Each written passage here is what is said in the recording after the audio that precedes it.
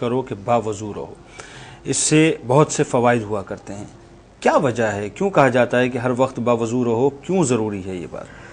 مطلب یہ مستحب ہے ہر وقت باوضو رہنا. کسی نے ایک بزرگ سے پوچھا کہ ذرا یہ بتائیے کہ میں کون سا ایسا عمل کروں کہ ہر وقت میرے نام اعمال میں نیکیاں لکھی جائیں. تو آپ نے ارشاد فرمایا کہ ہر وقت باوضو رہا کرو، تو فرشتے تمہارے نام اعمال میں نیکیاں لکھتے رہیں گے. اور اس کے علاوہ جب انسان باوضو ہوتا ہے تو اس پر اللہ تعالیٰ کی خصوصی رحمتیں برکتیں نازل ہوتی ہیں اور بے شمار برکات اس کو حاصل ہو جاتی ہیں. پھر یہ بھی ہو سکتا ہے کہ حالت وضو میں اس کی روح قبض کی جائے، کہ جو عادتاً باوضو رہتا ہے تو حالت وضو میں قوی امکان ہے کہ اس کی روح قبض کی جائے گی. اور نبی کریم صلی اللہ علیہ وسلم کا فرمان عالی شان ہے کہ جس کی روح باوضو حالت میں قبض کی گئی اللہ تبارک و تعالیٰ اس کو مرتبہ شہادت عطا فرماتا ہے، یعنی حکمی وہ شہید ہوتا ہے. تو اس لیے ہر وقت باوضو رہنا بہت افضل ہے اور اس کی برکت سے انشاءاللہ مرتبہ شہادت کا حصول بھی ممکن ہے. اچھا ایک بات فرمائیے کہ جیسا کہ آپ نے فرمایا کہ ہر وقت باوضو رہنا، تو کیا یہ ممکن ہے کہ صاحب ایک شخص ہر وقت باوضو رہے اور شیطانی عملیات جو اس کے خلاف کام کر رہے ہیں تو وہ اس سے بالکل بچا رہے گا؟ اس حوالے سے مطلب بالکل بچا رہے گا یہ تو نہیں کہا جا سکتا، لیکن بہرحال جب آدمی باوضو رہتا ہے تو اللہ تبارک و تعالیٰ کی خصوصی رحمت اس کے ساتھ ہوتی ہے. اور بعض فرشتے ایسے ہوتے ہیں جو پاکیزہ رہنے والوں کی خصوصی حفاظت کرتے ہیں. ٹھیک ہے. تو اب اس کا فائدہ یہ ہوگا کہ جو شیطانی اگر کوئی عملیات اس پہ کروا رہا ہے، کوئی اثرات اس کی طرف متوجہ ہو رہے ہیں، تو یہ فرشتے اس کے راہ میں ضرور رکاوٹ بنیں گے اور وہ اثرات بہت حد تک کم ہو جائیں گے. اس لیے بہتر یہ ہے کہ ہر وقت باوضو رہا جائے تو اس طرح کے اثرات سے بھی محفوظ رہنے کی کبھی امید ہے. یہ سوال مفتی صاحب میں نے اس لیے کیا کہ عموماً ہم نے سنا صاحب کہ فلاں شخص نے جو ہے فلاں ایسی جگہ پہ پاؤں رکھ دیا کہ جہاں پر جو ہے وہ نجاست تھی، گندگی تھی اور جناب وہاں پر کچھ برے اثرات تھے اور اس کی لپیٹ میں وہ شخص آ گیا. پتہ یہ چلا کہ وہ شخص آلریڈی باوضو نہیں تھا. سوال میں نے اس لیے کیا کہ کیا اگر وہ باوضو ہوتا تو وہ جو وہاں پر معاملہ تھا یا جو کچھ بھی وہاں پر گندگی تھی وہ پھر اس پہ اثر انداز ہوتی کہ نہ ہوتی؟ لیکن بات وہی ہے کہ ہم کیونکہ یہ قرآن یا حدیث کے اندر تو وضاحت کے ساتھ یہ بات صراحتاً بیان نہیں ہوئی، تو اس لیے یقینی طور پہ تو ہم نہیں کہہ سکتے کہ ضرور وہ بچ جاتا. لیکن ہاں قوی امکان، جیسے میں نے عرض کیا کہ چونکہ باوضو شخص پر خصوصی رحمتیں ہوتی ہیں، فرشتے اس کے ساتھ ہوتے ہیں، تو قوی امید ہے کہ وہ اس سے محفوظ رہتا. اس لیے بہتر ہے کہ جب ایک طریقہ یا کچھ فوائد والی شے ہمیں معلوم ہو گئی تو ہم اس کو اختیار کریں تاکہ اس قسم کے اثرات سے محفوظ رہنے میں مدد ملے. اچھا بہت سے معاملات میں ہم نے ایسا بھی دیکھا کہ صاحب ایک شخص نے وضو کیا اور تھوڑی دیر بعد اچانک اس کو خیال آیا کہ پتہ نہیں میرا وضو قائم ہے کہ نہیں ہے، تو میں دوبارہ جا کے وضو کر لوں. پھر وہ سوچتا ہے نہیں جی وضو میرا جو ہے وہ قائم ہے، اور اس نے نماز پڑھ لی. اب اس مخمسے میں کہ جی میرا وضو ٹوٹا کہ نہیں ٹوٹا، اس شخص کو کیا کرنا چاہیے؟ دیکھیں فقہائے اعظام نے لکھا ہے کہ اگر یہ زندگی کا پہلا معاملہ ہے، پہلی مرتبہ ایسا وسوسہ آیا ہے تو وہ احتیاطاً وضو کر لے.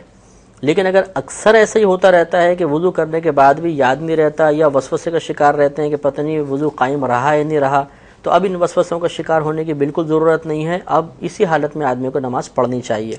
بلکہ فرمایا کہ اب اگر بار بار وسوسے آتے ہیں اور اب اگر وہ وضو کرے گا تو یہ حقیقتاً شیطان کی اطاعت ہے کہ شیطان نے اس کو بہکایا اور یہ شیطان کے بہکائے میں آ کر وضو کرنے چلا گیا، کہ اس نے کہا تم بے وضو ہو، تو اس نے مان لیا کہ بے وضو ہوں اور وضو کرنے چلا گیا. لہذا حکم یہ ہے کہ اگر بار بار وسوسہ آئے تو اس کی طرف دھیان نہ دے اور نماز شروع کر دے. اچھا اس میں ایک سوال پیدا ہوتا ہے کہ فرض کیجئے ایک شخص ہے اور بڑا امپورٹنٹ سوال ہے یہ کہ پیشاب کرنے گیا اور استنجے کے بعد جو ہے وہ باہر آتا ہے، وضو کرتا ہے. اب وضو کرنے کے بعد وہ نماز کے لیے کھڑا ہوا پہلی رکعت میں یا جسٹ سپوز آخری رکعت میں، اسے یہ گمان ہوتا ہے کہ ایک قطرہ جو ہے اس کا اخراج ہو گیا پیشاب کے ایک قطرے کا، تو کیا اس صورت میں ابھی اس کا گمان ہے یعنی اسے یقین نہیں ہے، تو کیا اس کا وضو جو ہے وہ ختم ہو جائے گا؟ دیکھیں یہ بھی مسئلہ یہی ہے کہ اگر زندگی میں پہلی مرتبہ واقعہ ہوا ہے تو اس کو حکم یہ ہے کہ اپنی نماز توڑ دے اور توڑنے کے بعد جا کر دیکھے کہ واقعی قطرہ نکلا تھا یا نہیں نکلا تھا. اگر نکلا ہے تو واقعی وضو ٹوٹ گیا، دوبارہ وضو کر کے آئے گا، اور نہیں ٹوٹا تو اب نئے سرے سے دوبارہ نماز پڑھے گا. اور اگر یہ اکثر ایسا ہوتا ہے کہ قطرہ محسوس ہوتا ہے لیکن جا کر دیکھا ایک دو دفعہ تو وہ قطرہ نظر نہیں آتا، تو اب اس کی طرف دھیان نہ دے، اب اس کو نماز پورا کرنا لازم ہے. اور اگر فرض کیجئے کہ واقعی اس کا قطرہ جو ہے وہ نکل گیا تو پھر وضو جو ہے وضو ٹوٹ جائے گا. ٹھیک. اچھا ایک بات یہ فرمائیے کہ بے وضو حالت میں کون سے ایسے کام ہیں کہ جن کے بارے میں ہمیں سوچنا چاہیے کہ صاحب یہ کام جو ہیں وہ کرنا مکمل طور پہ ناجائز ہیں؟ ہاں بے وضو حالت میں ایک تو قرآن کو بغیر جزدان کے چھونا حرام ہے. اللہ تبارک و تعالی نے ارشاد فرمایا لا یمسہ الا المطہرون، کہ اس قرآن کو نہ چھوئیں مگر پاک و صاف لوگ. تو حالت وضو کے اندر چھونا جائز ہے اور بے وضو حالت میں قرآن کو بغیر جزدان کے چھونا حرام ہوتا ہے. اسی طرح قرآن کا ترجمہ چاہے کسی بھی زبان میں ہو، اردو، فارسی، انگلش کے اندر، اسے بھی اس طرح چھونا ممنوع ہوتا ہے۔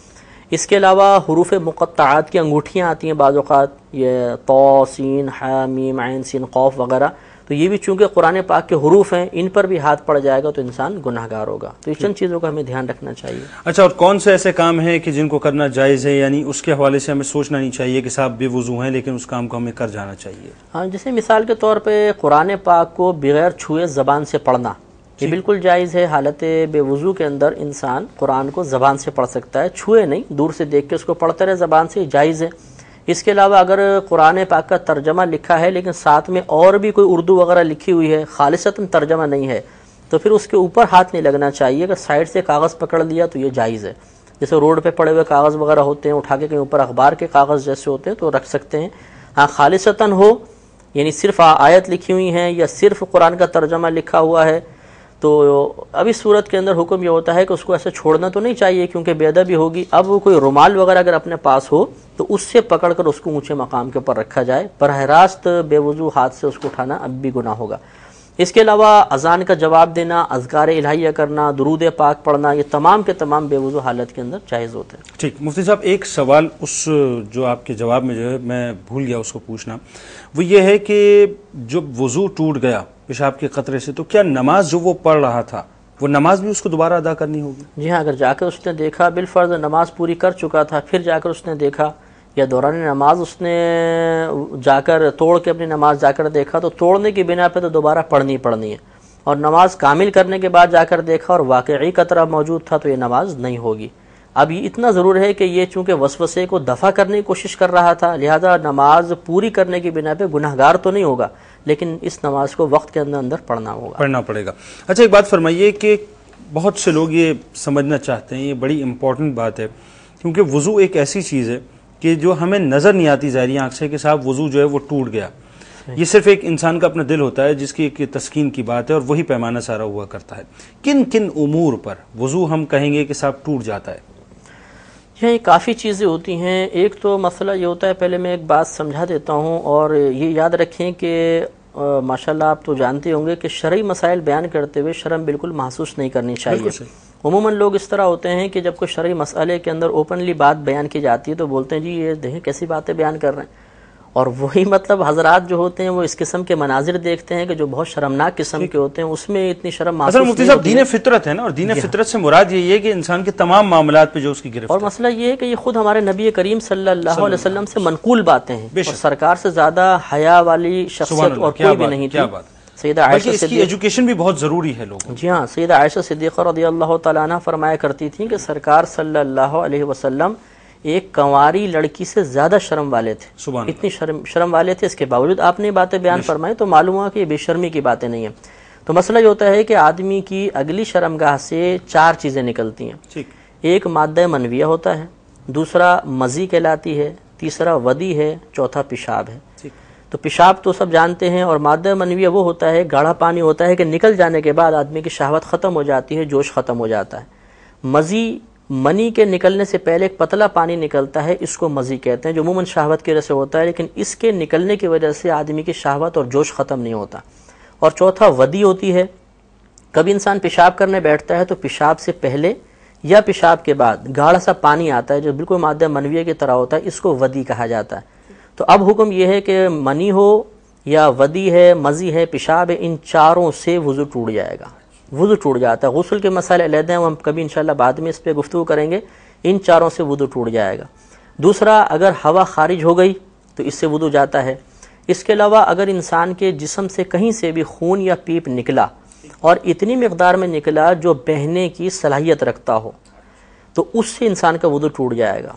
مثال کے طور پہ سوئی لگی، ابھی یہ یہاں لگی ہے، خون کی گولی سی بن گئی، ہم نے انگلی ٹیڑھی کی، چل نہیں رہا تو ابھی نہیں ٹوٹے گا، لیکن اگر یہ چلنے لگا تو فوراً ہمارا وضو ٹوٹ جائے گا۔ یہی پیپ کا معاملہ ہوتا ہے۔